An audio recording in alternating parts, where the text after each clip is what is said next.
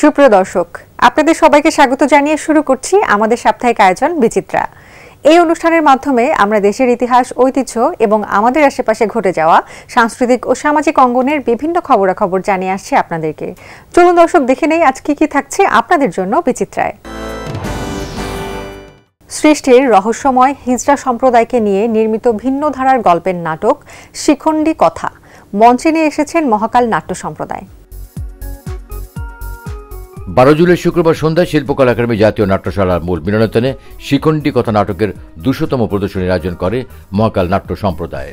নাটক মঞ্চায়নের আগে আলোচনা পর্বে প্রধান অতিথি ছিলেন স্থানীয় সরকার বিভাগের সচিব আবু হেনা মোর্শেদ জামান BPAA। প্রধান বক্তা ছিলেন মঞ্চসারথী আতাউর রহমান। সম্মানিত অতিথি ছিলেন জনপ্রশাসন মন্ত্রণালয়ের অতিরিক্ত সচিব শায়লা ফারজানা এবং জাহাঙ্গীরনগর বিশ্ববিদ্যালয়ের নাটক ও নাট্যতত্ত্ব বিভাগের অধ্যাপক ডক্টর রশিদ হারুন। যেহেতু পরে আমাদের সমাজে আমরা তৃতীয় লিঙ্গকে ভালো চোখে দেখতে পারি না, এবং এই নাটকগুলো বা এই চেষ্টা প্রফেসর রশিদ হারুন বোধহয় বললেন যে তিনি আশা করেন এবং তিনি দেখেছেন রাষ্ট্র কিছু সিদ্ধান্ত নিয়েছে, রাষ্ট্র তাদের জন্ম নিবন্ধনের ব্যবস্থা করেছে, সমাজের কিছু পরিবর্তন আসছে। এইটা হতে পারে, কিন্তু আবার একটু মনে করিয়ে দেই, আসলে নাটক কিছু মানুষের মনন হয়তো বদলে দিতে পারে, কিন্তু নাটক একটি ছোট্ট হাতিয়ার হতে পারে আমাদের চিন্তার, আমাদের মননের। এই নাটকটি আমি দেখেছি, সেই জন্যই বোধহয় আমাকে ডাকা হয়েছে। খালি এই কথাই বলবো যে আজকে বিধাতার এই সৃষ্টি পৃথিবীতে বহু বিচিত্র। আমরা তো জীবজগতের অধিবাসী, তাই না? প্রাণী জগৎ অথবা জীবজগৎ যাই বলুন। আমি হ্যামলেট করি, আপনি এইটা অপ্রাসঙ্গিক হবে না। আমার নির্দেশনা, শরীর সংসারকের অনুবাদ, সেখানে আছে to be or not to be, that is the question, whether it is nobler in mind to take arms against the sea of troubles. বিরাট লম্বা, সেখানে অনেকগুলো কথা আছে যেগুলো যে এই পর্যন্ত পরপারে যারা চলে গেছে মৃত্যুর পরে, একটি লোকও ফিরে এসে বলে নেই যে এই হয়, এই হয়, এই হয়।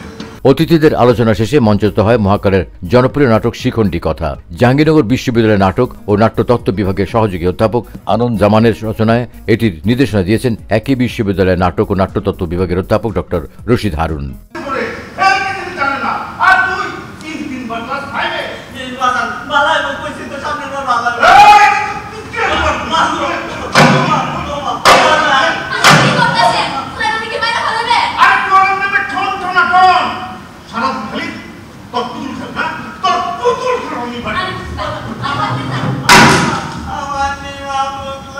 তৃতীয় লিঙ্গের মানুষের সুখ দুঃখ নিয়ে শৈল্পিক কথনে নির্মিত নাটক শিখণ্ডী কথা। প্রযোজনাটিতে এই সম্প্রদায়ের বিভিন্ন বিষয়কে তুলে ধরা হয়েছে। নাটকটির বিভিন্ন চরিত্রে অভিনয় করেছেন মীর জাহিদ হাসান, পলি বিশ্বাস, রিপন, সম্রাট, সুরেলা নাজিম, মোহাম্মদ শেহনওয়াজ, সৈয়দ ফেরদৌস, ইকরাম সহ অনেকে।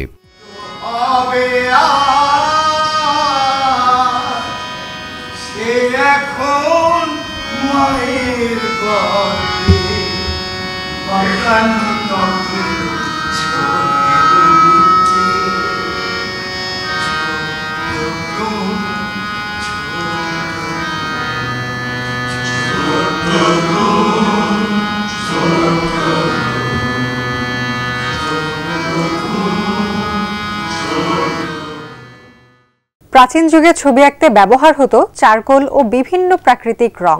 সেই মাধ্যমে বর্তমান যুগের শিল্পীদের আঁকা ছবি শোভা পাচ্ছে ঢাকার লালমাটিয়ার ভূমি গ্যালারিতে। প্রাকৃতিক রঙের জীবনের গল্প শিরোনামে চারকোল মাধ্যমে আঁকা ৭৪টি চিত্রকর্ম নিয়ে শুক্রবার থেকে রাজধানীর ভূমি গ্যালারিতে একটি দলীয় চিত্র প্রদর্শনী চলছে।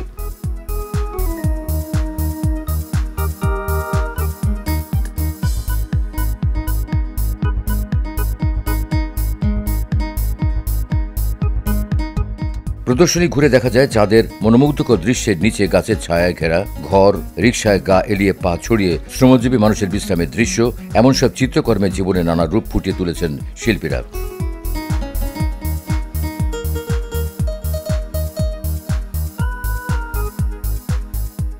19 জন শিল্পী চিত্রকর্ম নিয়ে ঢাকার আর্ট গ্যালারি, ভূমি ও শিল্পাঙ্গন যৌথভাবে এই প্রদর্শনীর আয়োজন করেছে। এতে অংশগ্রহণকারী শিল্পীরা হলেন বীরেন সোম, তরুণ ঘোষ, মোহাম্মদ ইউনুস, জামাল আহমেদ, আফরোজা জামিল কনকা, মোহাম্মদ ইকবাল, জাবেদ জলিল, কারু তিতাস, রেজাউল হক লিটন সহ অনেকে।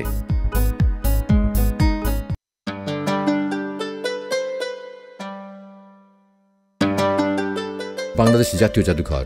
সংস্কৃতির অঙ্গনে বাংলাদেশ জাতীয় জাদুঘর একটি পরিচিত নাম, যদিও প্রথমে এটি ঢাকা জাদুঘর নামে আত্মপ্রকাশ করেছিল।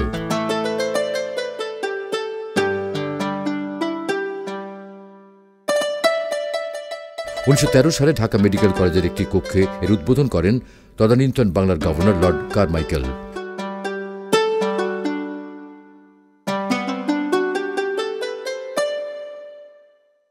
1970 সালে পাকিস্তান সরকার ঢাকা জাদুঘর কমিটির পরিবর্তে ঢাকা জাদুঘর প্রযত্ন বোর্ড অধ্যাদেশ জারি করে একে সংবিধিবদ্ধ সংস্থায় রূপ দেয়।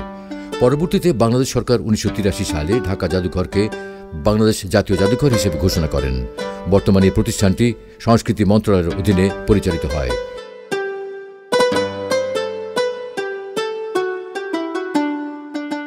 রাজধানী ঢাকার শাহবাগ এলাকায় বঙ্গবন্ধু শেখ মুজিব মেডিকেল বিশ্ববিদ্যালয়ের দক্ষিণ পাশে বাংলাদেশ জাতীয় জাদুঘরের নকশা করা বিশাল ভবনের অবস্থান।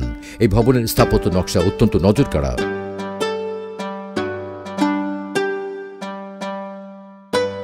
$20,000 বর্গমিটার এই ভবনটির 44টি গ্যালারিতে রয়েছে প্রায় 83,000-এর বেশি নিদর্শন।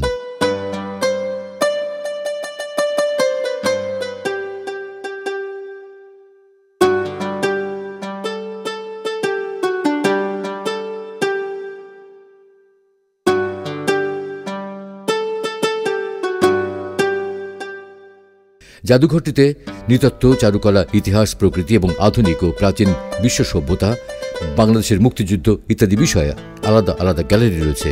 এছাড়া এখানে একটি সংরক্ষণাগার, গ্রন্থাগার, মিলনায়তন, সিনেস্কেপ এবং চলচ্চিত্র প্রদর্শনালয় রয়েছে।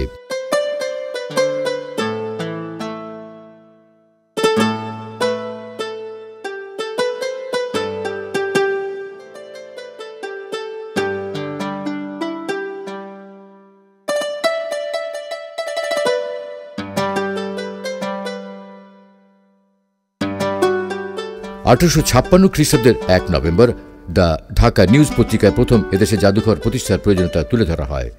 1913 খ্রিস্টাব্দের 20 মার্চ তৎকালীন সচিবালয় বর্তমান ঢাকা মেডিকেলে 2,000 রুপি তহবিল নিয়ে জাদুঘরের কার্যক্রম শুরু হয়।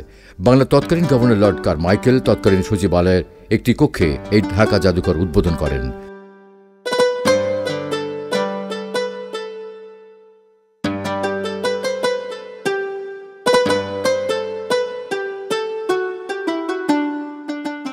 এরপর 1914 খ্রিস্টাব্দের 25 আগস্ট সর্বসাধারণের জন্য জাদুঘর উন্মুক্ত করে দেওয়া হয়।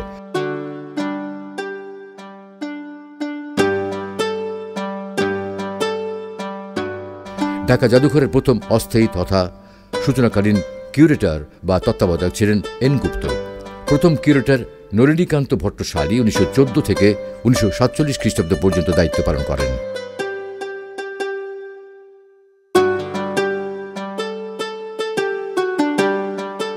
ব্রিটিশ সরকার এদেশে জাদুঘর প্রতিষ্ঠা করে বঙ্গভঙ্গ হ্রদের ক্ষতিপূরণ হিসেবে।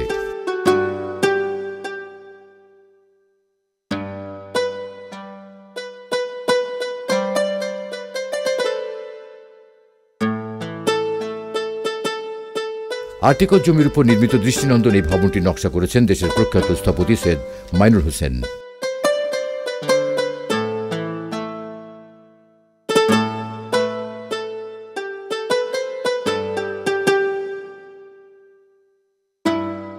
বাংলাদেশ জাতীয় জাদুঘরে সংগৃহীত নিদর্শনের সংখ্যা প্রায় 94,000। প্রতিটি নিদর্শনের একটি অ্যাকসেশন নম্বর আছে। নিদর্শনের নাম ও সংক্ষিপ্ত পরিচয় নিয়ে কম্পিউটার ডেটাবেস প্রণয়ন করা হয়েছে।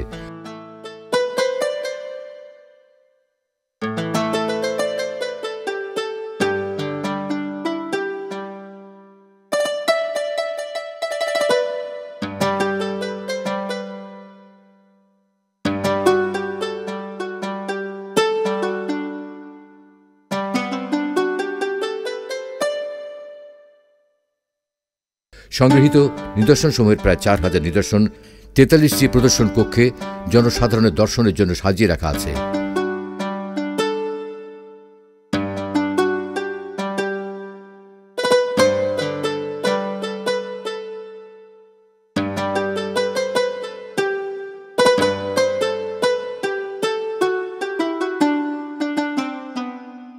বাংলাদেশ জাতীয় জাদুঘরে প্রতিদিন গড়ে 2,000-এরও বেশি দর্শনার্থী পরিদর্শনে আসেন। এদের মধ্যে বিদেশিরাও আছেন।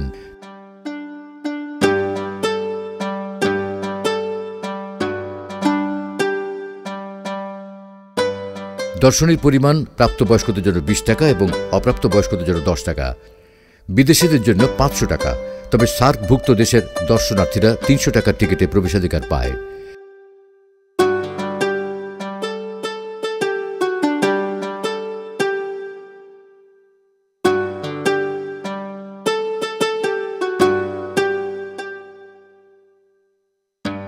বাংলাদেশ জাতীয় জাদুঘর একটি স্বায়ত্তশাসিত প্রতিষ্ঠান যা আইন দ্বারা প্রতিষ্ঠিত ও একটি বোর্ড অব ট্রাস্টিজের নিয়ন্ত্রণাধীন। তবে সরকার কর্তৃক নিযুক্ত একজন মহাপরিচালক এই জাদুঘরের প্রধান নির্বাহী হিসেবে সামগ্রিক দায়িত্ব পালন করে থাকেন।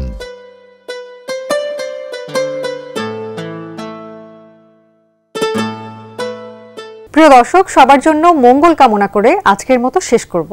ইতিহাস, ঐতিহ্য সহ সামাজিক ও বিনোদন জগতের খবরাখবর নিয়ে আমি বৃষ্টি আবারও আপনাদের সামনে হাজির হব। ততদিন পর্যন্ত সবাই ভালো থাকুন, নিরাপদে থাকুন আর থাকুন বাংলা ভিশনের সাথেই।